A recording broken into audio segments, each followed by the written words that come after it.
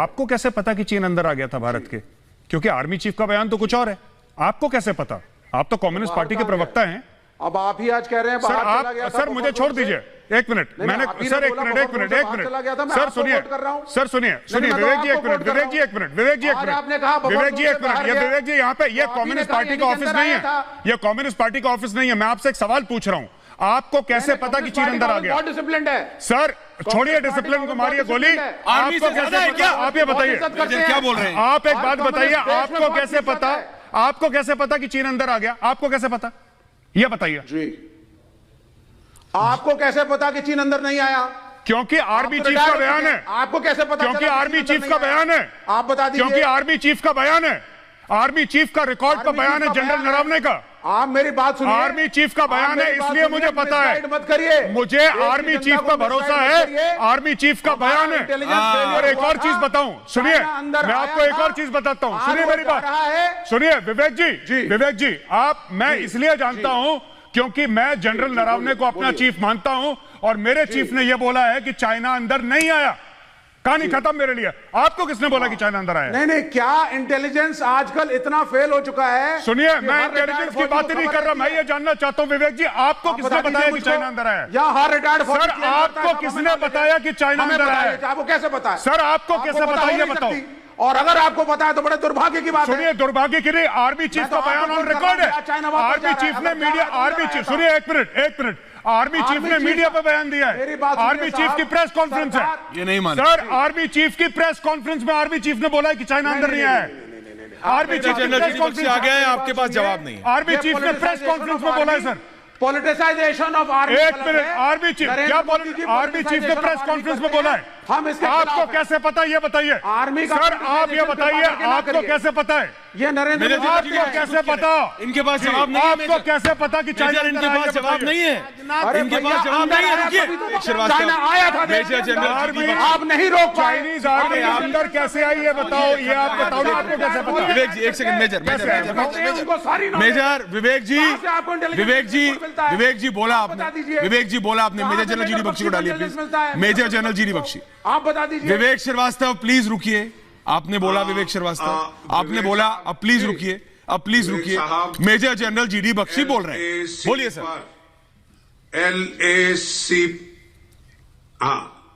विवेक साहब, LAC पर भारत और चीन की फौजें आईबॉल टू आईबॉल थी। अब चीन परेशान होकर काफी नुकसान उठाकर अपने फौजियों का ठंड में बुरे हाल हो गए। उनके 4 साल के कंस्क्रिप्शन के रिक्रूट आते हैं, 4 साल करके घर अपनी मम्मी पापा के पास जाते हैं, ज्यादातर इकलौते बेटे हैं। ठीक है साहब, इस फौज को लड़े 42 साल हो गए थे। जब आमना सामना पड़ा भारत की फौज से तो ये इनके फरवरी तक छक्के छूट गए हैं ठंड में, इसलिए डिसएंगेज करके पीछे जा रहे हैं, क्योंकि हमारी फौज का लोहा देख लिया है, समझ लिया है, और ये भी समझ आ गया है कि अगर इसको आगे धकेला गया तो अंजाम क्या होगा। ठीक है साहब, हम बेवजह किसी की जान नहीं लेना चाहते, ठीक है, हम लोग बेवजह खून खच्चर नहीं चाहते, नुकसान सबसे पहले फौजों का होता है, लेकिन हमारे देश की सरजमी पर कोई 1 इंच भी कदम नहीं रख सकता। ये चीन को समझ आ गया है, टैंक पीछे मुड़कर जाते दिख रहे हैं। ये जो सबूत गैंग थे जो बार बार सबूत मांगते थे, बोलो हमारे फौजियों ने ये किया कि नहीं किया, हमारे फौजियों के डर से ये चीनी सैनिक पीछे भागे कि नहीं भागे, बार बार कहते थे कि हमारे फौजी पीछे हट गए, ये उनके लिए विजुअल प्रूफ है, सबूत है मेजर गौरव आर्या। ऐश्वर्या, मैं आपको बता दे रहा हूं, अभी भी नहीं मानेंगे, आप देख लीजिएगा। अभी भी नहीं मानेंगे मतलब? 100% आप देख लीजिएगा, अभी अगले 40, 45, 50 मिनट आपकी डिबेट होगी। नहीं मानेंगे, इसके पीछे भी साजिश है, इसके पीछे भी कुछ और है, इसके पीछे भी ताने बाने हैं, ये नहीं मानेंगे। देखिए सुनिए, पहले क्या बोला था? बोला था राहुल जी ने कि 1500 स्क्वायर किलोमीटर भारत की जमीन चीन ने घेर ली है, लद्दाख हाथ से निकल गया। अच्छा, वो ट्वीट कहां गया उसके बारे में कोई डिस्कशन नहीं हुआ। आज चीनी फॉरेन मिनिस्ट्री खुद कहती है डिसएंगेजमेंट के बारे में, पीएलए खुद बात कर रही है कि हम पीछे जा रहे हैं। जो ओरिजिनल लाइन थी अप्रैल 2020 के पहले की लाइन हम वहां पे जा रहे हैं, क्योंकि फॉरवर्ड पोस्चर दोनों आर्मीज ने ले लिया था। हमने तो खैर पूरा कैलाश रेंज ही घेर लिया था, मगल हिल और रिजांगला वाला पूरा जो रिज है इस तरीके का, वो तो हमने पूरा घेर लिया था। और हम बिल्कुल मोल्डो गैरिसन के ऊपर देख रहे थे। चाइना को बड़ी दिक्कत हुई उस चीज से। अब चाइना वापस जा रहा है, अपनी खुद की फॉरवर्ड पोजीशन से पीछे जा रहा है, और हम भी खुद की फॉरवर्ड पोजीशन से पीछे जा रहे हैं। यानी कि जो पहले वाला मामला था वो दोबारा होने वाला है, जो पहले वाला मामला था। ईस्ट लद्दाख की सिर्फ बात कर रहा हूं, और खासतौर से पेंगोंगसो वाले एरिया की। लेकिन अभी भी आप देख लीजिएगा ऐश्वर्या, जब डिबेट होगी इसमें भी कीड़े निकाले जाएंगे। इसमें भी ये बोला जाएगा कि नहीं ये कमजोर था, वो कमजोर था, ये खराब है, वो खराब है। ये ताने माने निकलने वाले हैं। ताने माने विवेक श्रीवास्तव आऊंगा, लेकिन पहले जा रहा हूं मेजर जनरल जीडी बख्शी के पास। पहले आज फौजियों को बोलने दीजिए, प्लीज बोलने दीजिए। वरिष्ठ major general GD Bakshi. Major general साहब, ऐसे डरते क्यों हैं? नहीं, कोई डरते नहीं। रुकिए 1 मिनट, पूरा मौका मिलेगा, एक एक करके बोलेंगे, सबको सुनाई देगा। गौरव भाटिया भी बोलना चाहते हैं कुछ। मेजर जनरल बोल रहे हैं पहले। मेजर जनरल बोलिए सर। देखिए, सबसे ज्यादा खुशी होती है अगर मैदान जंग में शांति का माहौल आए तो फौजियों को होती है, ठीक है। लेकिन मैं बताना चाहता हूं कि चीन के साथ जो है हमको आंख बिल्कुल उसके दुश्मन के ऊपर रखनी चाहिए।